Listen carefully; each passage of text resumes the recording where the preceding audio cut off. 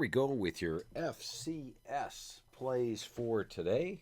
Another solid winning week last week for the FCS plays, going 3-1, and that brings the record to 21-12 on the year. You gotta like that.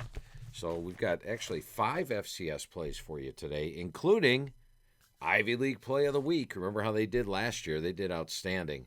All right, your first game we're taking a look at, you got Furman on the left and East Tennessee State on the right. And let's see what we got here. Trey Lamb came to East Tennessee State after leading Gardner-Webb to the playoffs for the first time in school history each of the last 2 years. He brought with him 23 transfers from Gardner-Webb and immediately turned ETSU around after a 3-8 season last year. You see how they did last year? They started 2-2 with losses to North Dakota State, but actually covered both and led North Dakota State by 2 scores in the fourth quarter, so they are playing well. They've gone 6-2 in SoCon play and are plus 90 yards per game. See the plus 90 here? There's your conference play line. 2 weeks ago, ETSU lost to 9-1 at 9-1 Mercer, but had a 472. If you take a look here, they had a 472 to 292 yard edge. They were -4 in turnovers, so this is a team that probably could even have a better record. Furman, meanwhile, is just 2-7 this year. They are 1-8 ATS. And once again, if you take a look here, if we go to Phil Steele Plus, I'll just show you a couple things that are available here. And when you go here, this is your menu. If you're a Phil Steele Plus member, click on FCS information, click on FCS logs. I want to check out that they are indeed. We're going to go to Furman, and Furman is here. We keep track, and there you go.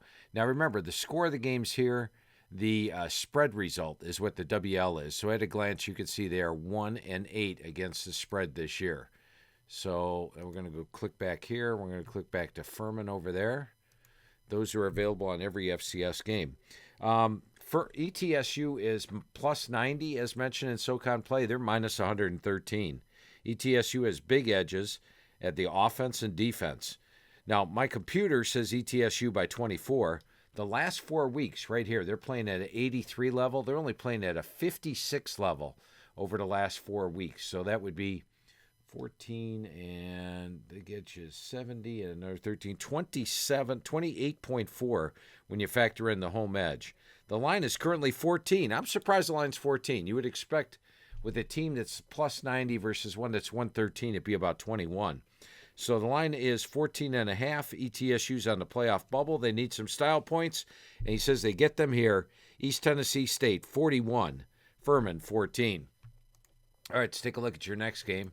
And it is North Dakota and South Dakota. Now, this is a technical play. And here's North Dakota, the Fighting Hawks. They are at home. And they are taking on South Dakota over here.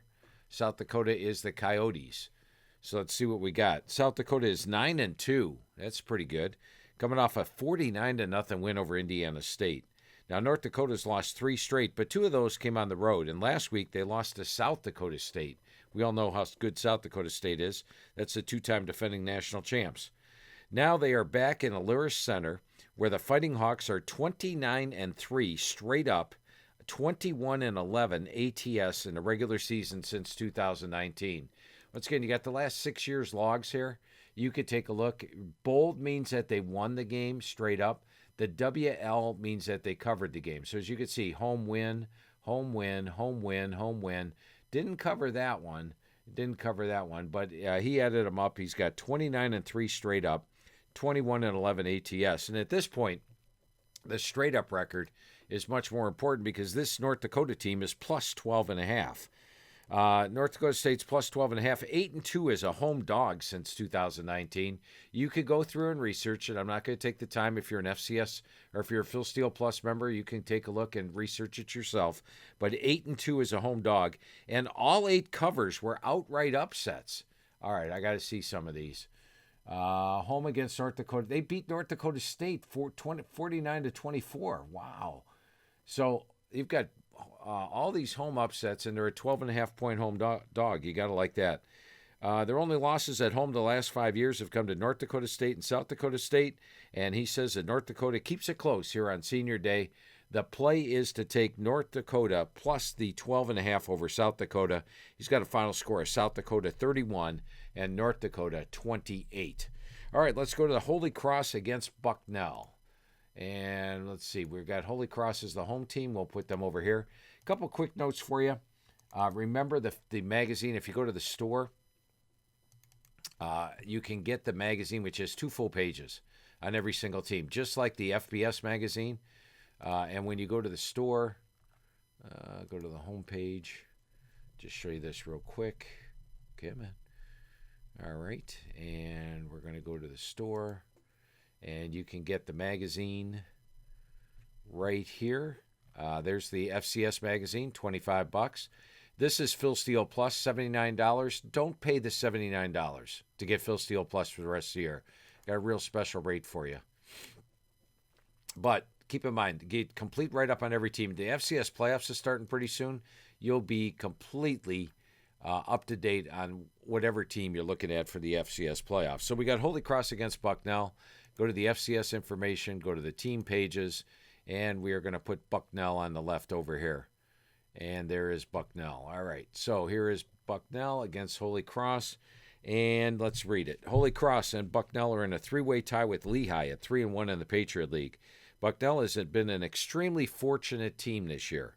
Bucknell is 5-5, but 4 of their wins have come by 7 or less. And look at this. They're minus 107 yards per game in the Patriot League, despite being 3-1. Now, Holy Cross is 4-6, but 5 of their losses have been by 7 points or less, and they are plus 56 yards per game in Patriot League play. The Crusaders have played a tougher schedule with losses to CAA members Rhode Island and New Hampshire, and Ivy League members Yale and Harvard, all close games. Holy Cross has dominated this series, winning 5 straight. If you go back here, you can take a look. You got the Bucknell game. They beat them 55-27. They beat Bucknell 57-0. They beat Bucknell 45-6. They beat Bucknell 33-10.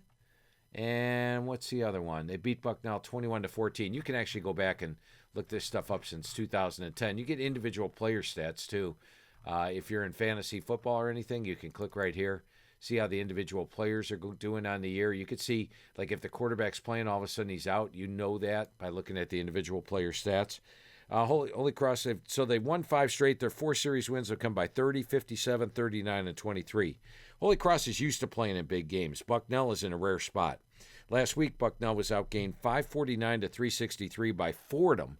Let's take a look at Fordham. He says Fordham's not a good team. Let's verify that. Here's Fordham. Wow, look at all that red. And they played Bucknell close. And look, they outgained them 549-363. They got all this red. The highest yards they had on the year was 401, and they had 549 yards against Bucknell. Got to like that. The Bison trailed that game 27-21 in the fourth quarter and went 65-6 for the go-ahead TD with 2:35 left. Holy Cross has a big edge on defense. Okay, let's see that. This over here tells you what you do against the opponent average. They're holding opponents to 4 yards below the opponent average. They're minus 114. They're giving up 434 yards per game. They're giving up 358. And Bucknell has given up 456 to Patriot foes. They're giving up 303. Got to like that. So the series history says Holy Cross wins big, and Chris agrees. He's got Holy Cross 38, Bucknell 14. All right, we got Northern Arizona at Northern Colorado. Northern Colorado is the home team. We'll put them on the right.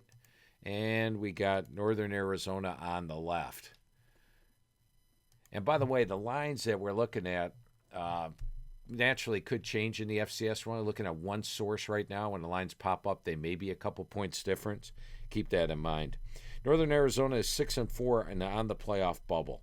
They have won their last 3 games and are plus 49 yards per game in the Big Sky, as you see here. All 4 of their losses came to quality teams on the road. Arizona, Utah Tech, Arizona, Incarnate Word, Idaho, and Montana. Those are pretty good games. Northern Colorado is 1-20 under second-year head coach Ed Lamb, and 8 of their 9 losses have come by 21 points or more. You can see here they're blown out most games. In fact, on the season or in conference play, they're losing by 27 points per game.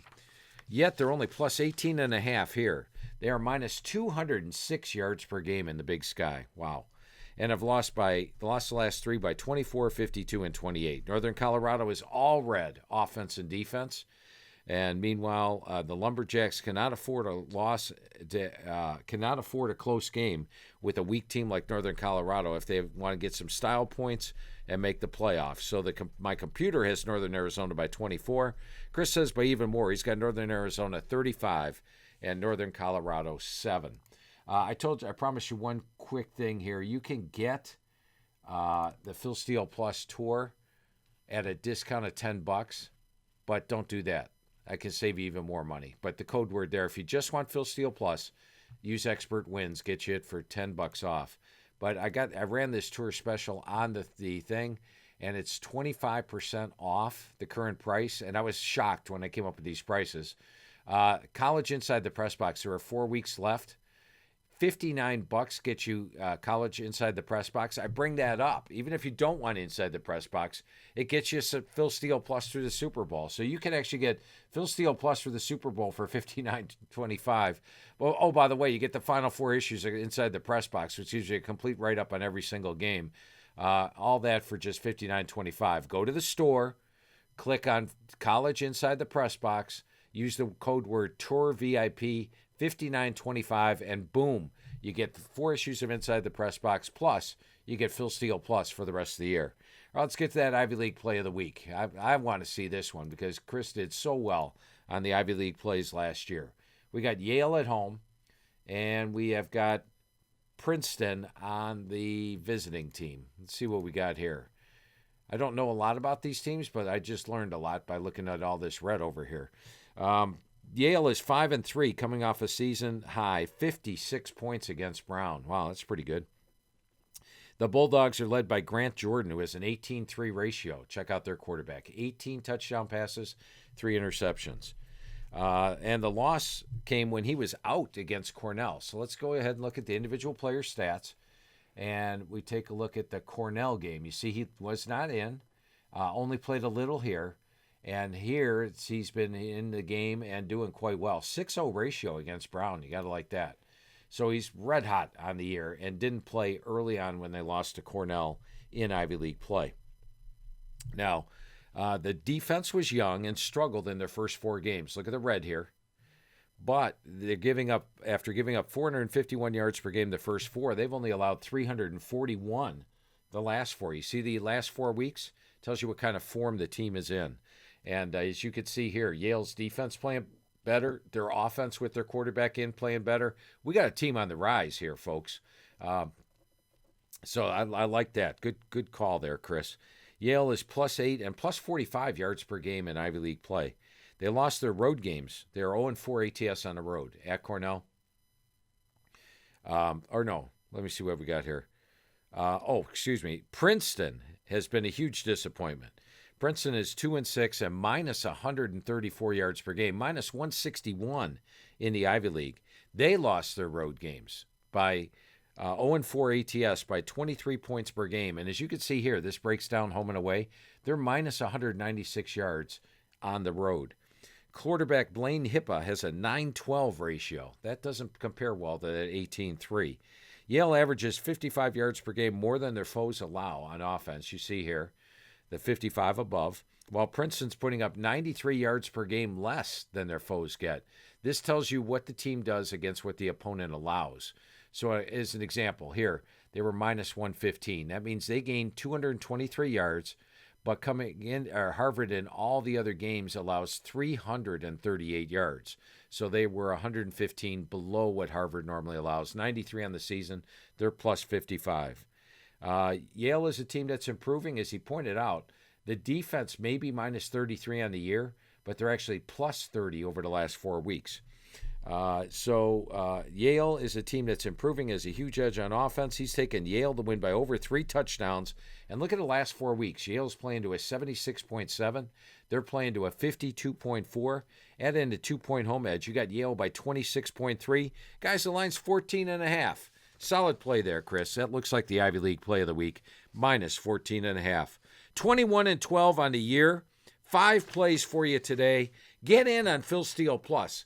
Get all these FCS information, all this information on every FCS game, FCS playoffs coming up. Phil Steele Plus the rest of the year, as I showed you, ridiculously cheap, and it includes Inside the Press Box. And thanks for taking the FCS tour for the FCS.